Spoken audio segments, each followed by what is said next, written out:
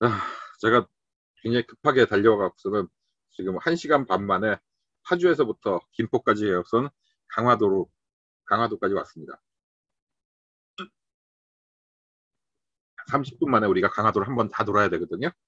30분 이전에 다 돌아야 되겠네요. 그래야지 어, 못 간 곳들 또 그 질문도 하실 테니까요. 강화도를 보시면 강화도는 우리나라 간척 사업의 역사지라고 보시면 됩니다. 어, 이게 사진이 네 컷이 나와 있죠. 네 컷이 나와 있는데 지금 우리가 생각하는 강화도하고 옛날 강화도 모습이 틀려요. 그래서 어, 좌측 상단에 있는 게 그 강화도 간척 이전 원래 모습입니다. 꼭 해마같이 생겼죠. 그리고 나서 이제 그 여기를 조금씩 간척해서 그 좌측 하단이 고려 말 시기. 그러니까 강화도가 간척 사업을 하게 된 일본의 그 서해 갯벌이 어, 유네스코 세계문화유산으로 등재가 됐는데 이 강화도 지역은 갯벌이 굉장히 발달한 지역입니다. 그러다 보니까는 어, 물길만 막아버리 그 밀물 그 썰물 때 그 물길만 막아버리면 전부 다 육지로 변하는 거거든요. 근데 그 몽고의 침입으로 인해서 고려의 수도가 강화도로 옮기게 됐죠. 옮기게 되니까는 그 농사질 땅이 부족하다 보니까는 그 땅을 확보하기 위해서 고려 시대 말부터 본격적으로 그 강화도를 그 간척을 하기 시작합니다. 그래서 지금 모습으로 바뀐 게 조선시대 때 와갖고는 오늘 보시면은 강화도에 섬이 크게 두 개 섬이 나눠져 있어요. 남쪽에 그 조그만 섬이 하나 있죠. 그게 지금 강화도 합쳐져 버립니다. 그리고 성모도 그리고 교동도도 교동도도 섬이 한 네다섯 개 같이 있었던 걸 다 하나로 합쳐서 지금 교동도가 되고 성모도도 세 개 정도가 있었던 거를 하나로 합쳐갖고서는 성모도가 돼버린 거죠. 그러니까는 강화도 지금 생각하는 강화도고 원래 강화도 모습은 완전히 천양지차죠. 그렇게 해서 만든 간척지가 바로 강화도 땅이 된 겁니다. 그래서 이 간척지 덕분에 강화도는 우리나라에서 지금 현재로서는 세계 우리나라에서 다섯 번째로 큰 섬이 바로 강화도가 된 겁니다. 자, 근데 강화도를 가시게 되면은 뭐 이제 남북 관련돼서는 다 얘기를 했는데 강화도는 재밌는 게 여기서 일어난 그 사실 그 우리나라에서 그 한반도의 역사를 지질 지질 시대부터 해서 지금까지 한꺼번에 한 지역에서 쫙 볼 수 있는 거는 유일한 지역은 연천이에요. 연천인데 강화도는 강화도도 연천과 더불어서 우리나라의 그 역사시대 이후로 해갖고서는 모든 역사들이 그대로 고스란히 나타나는 지역이 또 강화도예요. 그래서 연천은 군사지역으로 너무 오랫동안 있으면서 많이 알려지진 않지만 최근 들어 조금씩 밝혀지고 있습니다. 강화도는 그 이전부터 해갖고서는 70년대부터 해갖고서는 사실 박정희 군사정권이 그 군부가 그 나라를 지키고 어, 모든 걸 다 할 수 있다라는 것들을 그 과시하기 위해서 강화도를 그 호국의 섬으로 개조를 하기 시작하면서 강화도의 이제 군사 문화들을 굉장히 많이 선전을 하고 홍보를 하면서 강화도를 그 호국이라고 하는 이름으로 개방을 하기 시작했는데 그러다 보니까 강화도의 유적지들이 굉장히 많이 발굴이 되고 많이 알려져 있죠. 근데 이 강화도의 유적지를 보면은 단군 시대부터 해갖고서는 근현대사까지 모든 유적들이 압축적으로 나타납니다. 그래서 강화도 자체 그리고 강화도가 갖고 있는 특징 중에 하나가 육지로 들어오는 모든 문물들이 완충지대 역할을 하는 그런 지대가 강화도였기 때문에 이런 역사 유적들을 많이 볼 수 있는데 강화도에 어, 고인돌이 굉장히 많아요. 근데 고인돌의 특징은 뭐냐면은 고인돌은 뭐냐면은 그 사람의 무덤이에요. 무덤인데 이 고인돌 무덤이 최초로 사용했던 거는 청동기 시대. 그러니까 단군 조선, 그러니까 우리가 고조선이라고 하죠. 고조선 때부터 이제 사용이 됐던 거고 그 지역에서 나오는 그 토기들 보면은 이게 언제쯤이다라는 건데 단군 초기에 지었던 그 무덤이다라는 것을 그 고인들에서 발굴된 유적을 통해서 유물을 통해서 우리가 확인을 했는데 팽이형 토기라고 하는 청동기 초기에 단군 시대 초기에 그런 그 흔적들을 볼 수가 있습니다. 그러니까 단군 조선 고조선이 만들어지는 시기부터 강화도는 굉장히 중요한 우리 한반도의 그 관문 역할을 그 해상 관문 역할을 했다라는 걸 알 수 있는데 그런 측면에서 이제 보시면은 그 지금의 전등사가 있는 뭐 정족산성이라고 하기도 하고 정족산성이라고 그러는데 삼낭성이라고 하는 성이 있는데 그 삼낭성이 바로 그 기록에 의하면 단군의 세 아들이 성을 쌓아서 삼낭성이라고 이름을 붙여놨다라고 하는 삼낭성이 있으니까 단군 초기부터 해갖고서는 이 지역은 굉장히 중요한 그 유적지로서 역할을 했다라는 거죠. 그리고 나서 이제 그 뭐 삼국이라든지 고려시대 때 뭐 여기가 그 고려의 수도였었기 때문에 고려에 대한 유적은 어마어마하게 많고 고려의 왕릉까지 있을 정도니까는요. 그런데 그 근현대사에 와서 그 강화도에서 일어난 사건들을 보시면은 이게 굉장히 재미있는 사건들이 많은데 우리가 보통 근대라는 표현을 많이 쓰죠. 뭐 고대라는 표현을 쓰기도 하고 중세, 고대, 중세, 근대, 현대 이런 표현들을 많이 쓰는데 이게 그 역사에서 말하는 뭐냐면은 역사에서 시기 구분이라고 합니다. 그러니까 우리가 보통 고대라고 했을 때 고대가 언제부터 고대냐? 중세가 중세는 언제부터 언제까지 중세라고 얘기를 할 것이냐. 그리고 중세의 특징은 뭐냐? 약 수천 년의 기간을 고대라 그러고 한 천년의 기간을 중세라 그러는데 그 천년의 시기 동안에 어떤 특징이 있었길래 그걸 그 중세라 그러냐. 그거를 어디서부터 시작해서 어디서 끊어야 될 것이냐. 이거를 나누는 게 사실 역사에서의 시작이자 가장 마무리입니다. 근데 강화도에서 일어났던 사건들을 보시면 이제 그 1866년 병인양요가 일어나죠. 그리고 1876년에 강화도 조약이 일어나고 그 직전에 1874년에 그 신미양요가 일어납니다. 이 사건들이 남과 북의 근대에 대한 개념들의 차이가 생기는 가장 큰 사건이기도 하고 또 한 가지는 그 서양과 조선이 처음으로 격돌했던 그런 전쟁으로서의 역할도 하고 있습니다. 대표적으로 이제 그 서양의 그 외세죠. 외세와 최초로 전쟁을 했던 게 병인양요. 1866년인데 북에서는 이 1866년 병인양요를 근대의 기점으로 보고 있습니다. 북에서는 이 병인양요를 근대의 기점으로 보는 가장 큰 이유 중에 하나는 우리 민족이 서양의 제국주의와 처음으로 싸우기 시작하면서 서양 제국주의에 대한 그 제국주의에 대해서 싸우게 되는 그 개념, 자본주의의 문제점에 대해서 인식하는 제국주의 문제를 인식하는 시기가 도래했다라고 해서 1866년을 그 병인양요를 근대의 시작점으로 봅니다. 그런데 비해서 우리 그 남쪽에서는 근대의 시작점을 뭐 학자마다 조금씩 틀리긴 하지만은 그 10년 후인 1876년에 강화도 조약으로 보는데 그 개념이 그렇게 많이 틀리진 않습니다.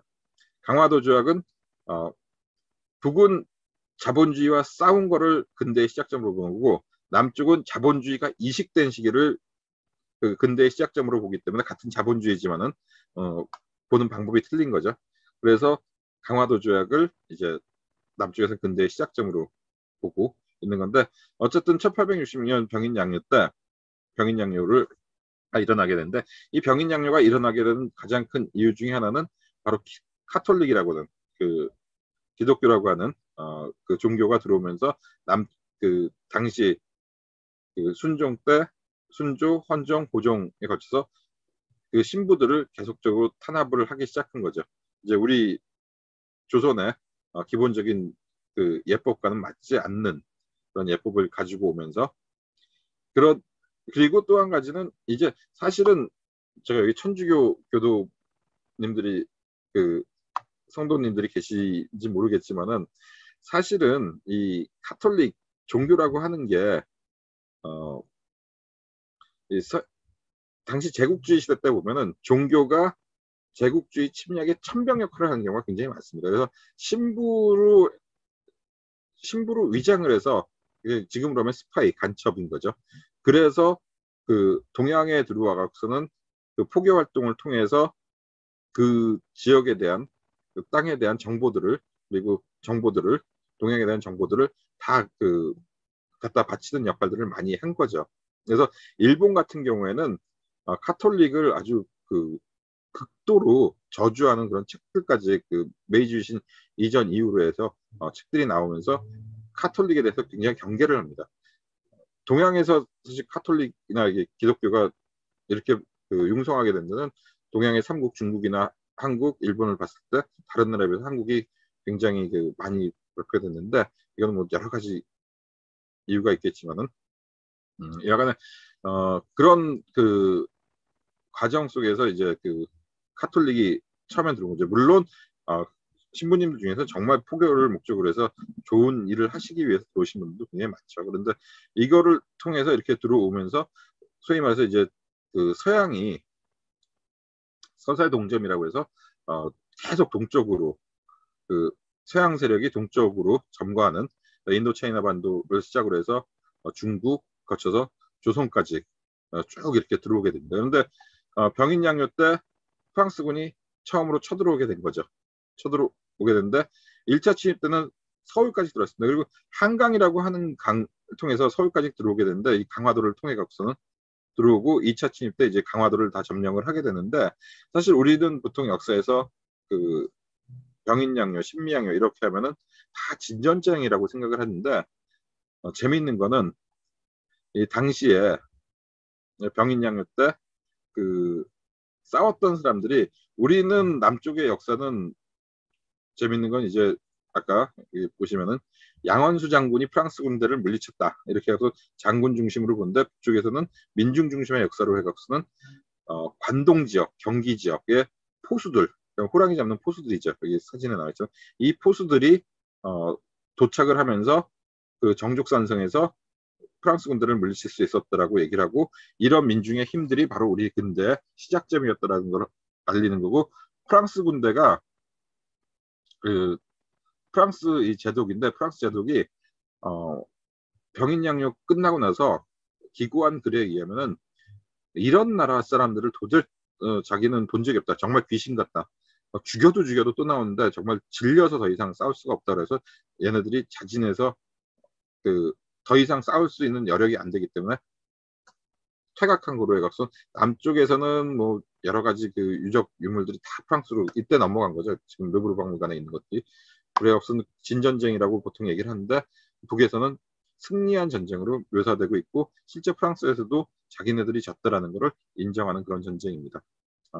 이 전쟁과 관련된 거는 강화도에 가면 초지진, 그리고 정족산성 이런 데 나와 있고, 이 초지진이라든지 정족산성이 바로 강화도 쪽에 초소들이 많은데, 해안 초소들, 돈대라고 하는 초소들이 많은데, 이 초소들을 군사적으로 그렇게 만들어 놓은 게 바로 76년도에 박정희 정부 때 군사정부가 이렇게 우월하다는 걸 보여주기 위해서 강화도를 계획적인 도시로 그렇게 발전을 시킨 거죠. 그리고 이제 만이산에 보면 장군 할아버지가 이제 제사를 지냈다고 첨성단이 있고요. 이 연무당 예터라고 하는, 지금 강화도 읍내에서 이제 서쪽문, 서문으로 나가자마자 서문 앞에 있는 연무당, 이제 군사 훈련장인데, 연무당 예터가 있는데, 여기가 바로 1776년에 강화도 조약을 맺었던 그 조약 장소입니다. 그리고 이제 신미양요가 나오는데, 광성보에 가면 이 신미양요 때 싸웠던 이제 무명 열사들의 묘역이 있고요. 그 당시에 이제 미국이 신미양요가 끝나고 나서 찍었던 사진들입니다. 광성보에 있는 용두돈대라고 하는 돈대를 손돌 돈대에서 본 건데, 이 신미양요에 대해서도 사실은 전쟁을 하려면 깃발을 뺏기면 졌다라고 하는 얘기가 있기 때문에, 우리나라의 강화도에 기였던 숫자기를 미국인이 뺏어갔는데 미국이 이 신미양요를 잘 봐야 되는 게 미국이란 나라의 본질을 우리가 잘 파악하기 위해서 신미양요 좀 볼 필요가 있어요. 미국이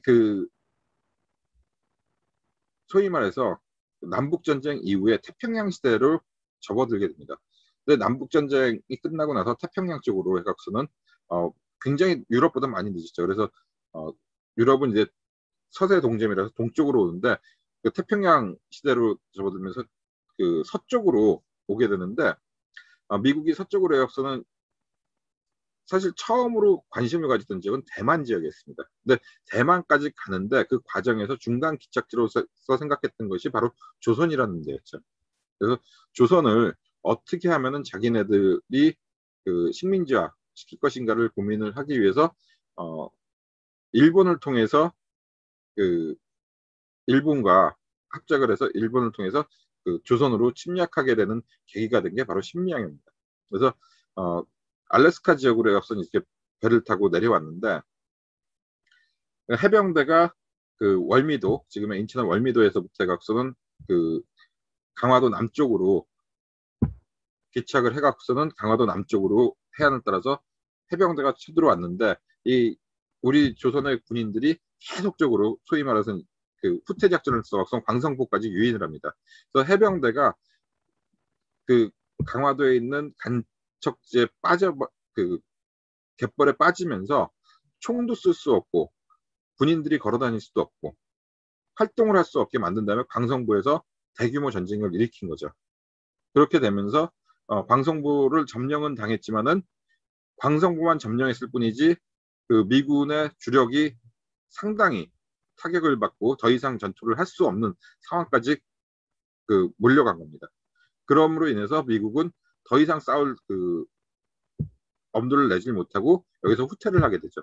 후퇴를 하고 나서는 이 후퇴한 거에 대해서 후퇴하고 그 전쟁의 증거에 대한 책임을 묻는 과정에서 미국 청문회가 열렸고 미국 청문회에서 왜 졌냐 질 수밖에 없었던 이유들을 전체적으로 그 문제점을 다 찾아내갖고서는 미 해병대 그 육지 상륙 작전에 대한 그 기본 교본을 신미양요의 패배를 기점으로 해서 완전히 바꾸게 됩니다.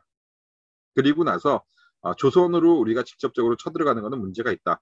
이제 다른 나라를 이용해서 조선을 병합을 해야 되겠다라는 것을 고민을 하기 시작했고 그것을 간파한 사람이 바로 누구였냐면은 그 이토 히로부미라고 하는 이등방문이었죠.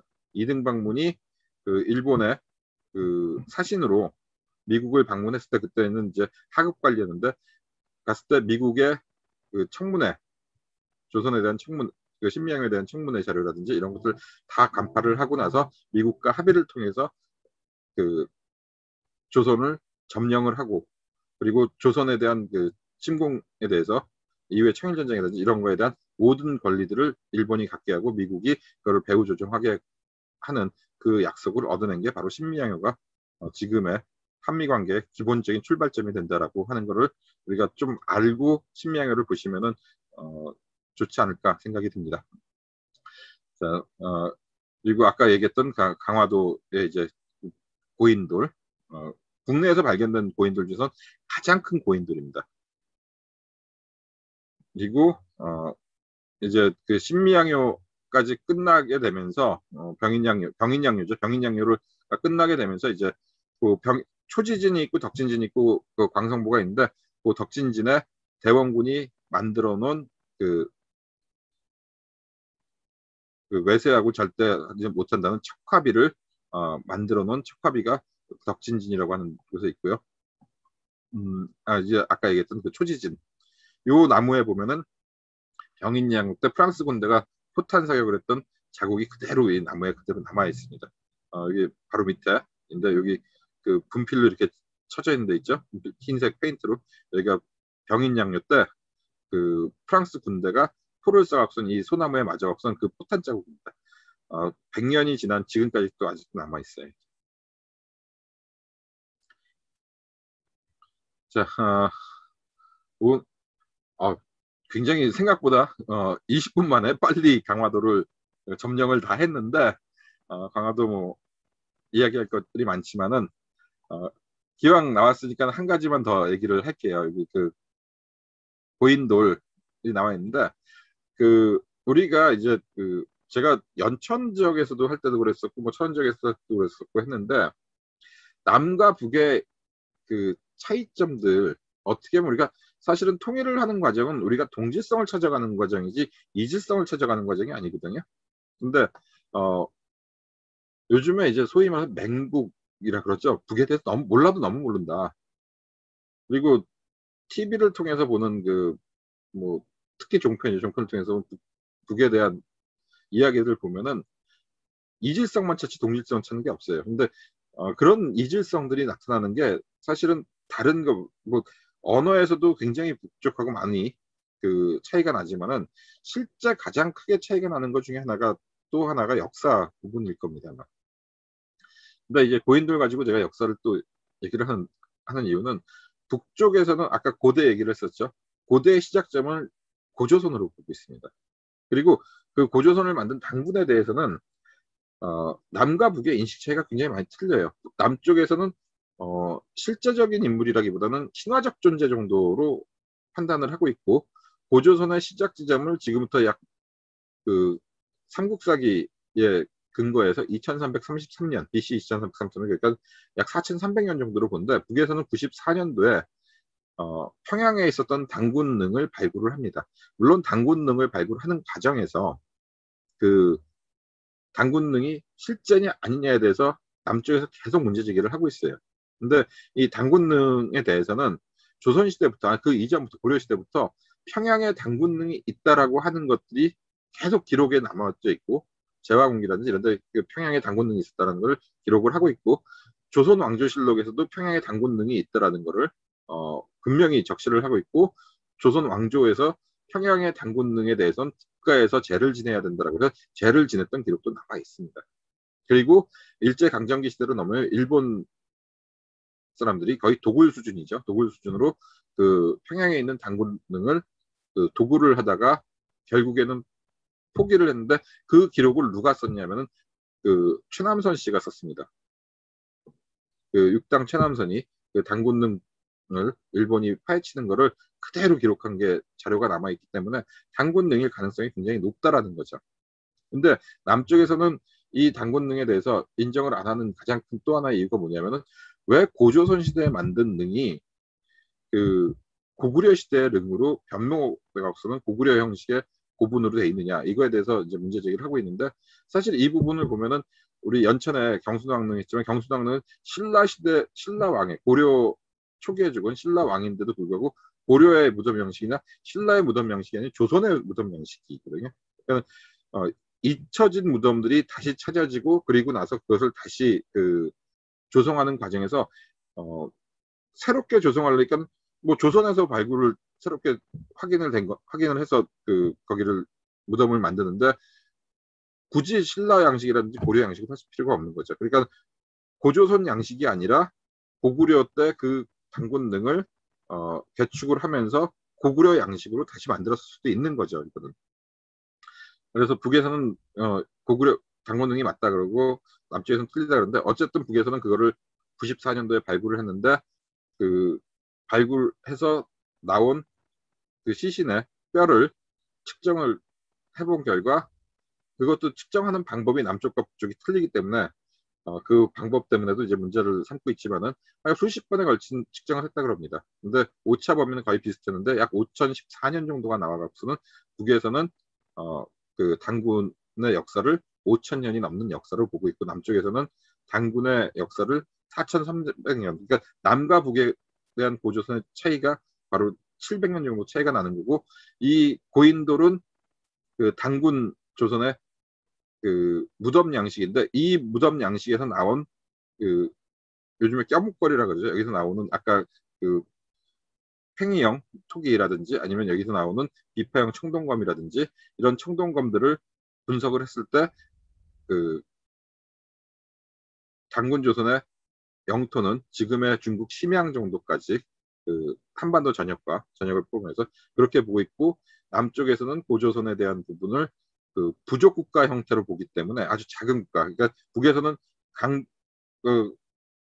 굉장히 큰 대륙 국가로 보고 있고 남쪽에서는 부족 국가로 보기 때문에 고조선의 중심지도 사실 남쪽에서는 확실하진 않아요. 평양이냐 뭐 요동이냐 그런데 작은 나라로 보고 있어서 이거를 국가로 인정을 안 하고 있는 게 남쪽의 상황인 거죠. 근데 고인돌이라고 하는 거는 단군 시대 때 만들어진 무덤이다라는 거는 틀림없는 사실인 거고, 이 고인돌의 그 흔적들을 봤을 때 우리 민족의 무덤, 초기 무덤 양식의 대표적인 무덤 양식이다라고 이렇게 보시면 되고, 그래서 그 단군 시대 때 가장 대표적인 그 무덤 양식으로 강화도가 어쨌든 그 단군 시대 때 굉장히 중요했던 지역임을 알 수가 있는 게, 이렇게 굉장히 큰 고인돌이 여기서 그 발견이 됐다라는 거. 이게 약 100톤이 넘는다 그래요. 그러니까 한 2,000명 정도가 1톤당 한 20명 정도에서 100톤이니까 2,000명 정도 이상이 끌어야 되는 그런 돌인데, 2,000명 정도가 돌면 여기 2,000명 정도의 마을 규모가 있어야 되고, 그 마을 규모 2,000명 정도의 마을 규모라 그러면 당시 고대로서는 어마어마하게 큰 그 도시가 강화도에 형성됐다는 걸 우리가 확인할 수 있는 겁니다. 자, 여기까지 하고 오늘은 강화도까지 힘차게 달려왔네요. 그리고 서해오도로 넘어가야 하는데 시간 관계상 서해오도는 나중에 언제 기회가 있으면 또 이야기를 드리도록 하고요. 그리고 8월 말에 우리 정영일 사회자님께서 꼭 가자고 하시는데 8월 말 혹은 9월 초로 해서 제가 편법으로라도 갈 수 있는 방법, 그리고 가능하면 북쪽 땅을 볼 수 있는 지역으로, 그 한눈에 볼 수 있는 그런 지역을 찾아서 기획을 해갖고서는 같이 갈 수 있도록 한번 고민을 해보도록 하겠습니다. 자, 여기까지 마치고 질문 있으면 질문 또 받고 이야기하도록 하겠습니다. 감사합니다.